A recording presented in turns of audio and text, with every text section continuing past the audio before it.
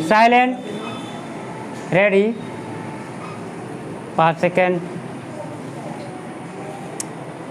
Start. Bharat के त्रासद विभाजन का स्मरण करने के लिए 14 अगस्त को जब विभाजन विभीषिका दिवस मनाने की पहल हुई थी तो कुछ लोगों की ओर से उसका यह कहकर विरोध किया गया था कि बंटवारे के इतने वर्षों बाद इसका कोई औचित्य नहीं और उस त्रासदी को भूलकर आगे बढ़ने का वक्त है। लेकिन बांग्लादेश की घटनाएं यह बता रही हैं कि विभाजन के दंश भुलाए नहीं जा सकते।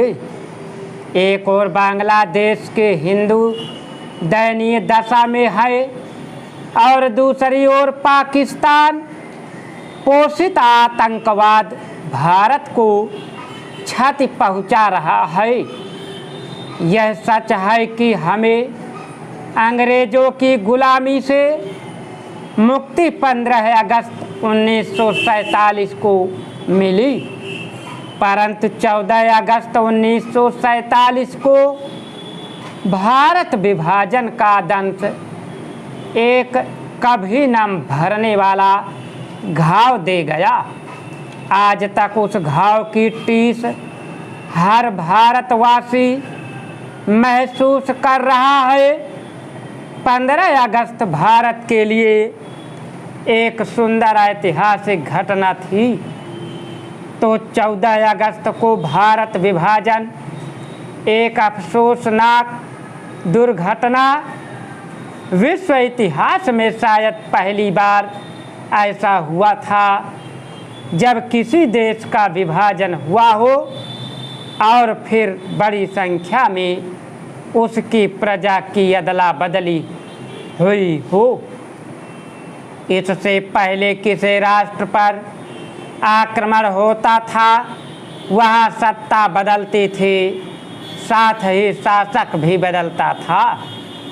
यह सब होता था, परंतु राष्ट्र का विभाजन हुआ हो और फिर प्रजा की अदला बदली हुई हो, यह पहली बार भारत विभाजन के समय हुआ।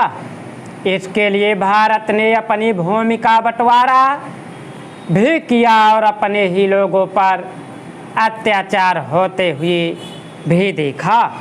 हमारे तत्कालीन नेताओं ने उदारता का परिचय देते हुए यह छूट दी कि हिंदुस्तान छोड़कर नए नए बने पाकिस्तान में जो जाना चाहे वह जाए और जो नहीं जाना चाहता वह भारत में भी सुरक्षित रह सकता है।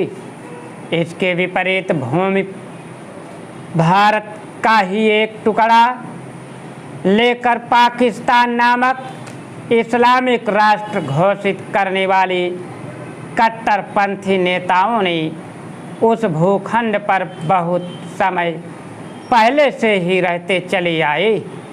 भारतीयों विशेषकर हिंदुओं और सिखों के साथ मार काट शुरू कर दी।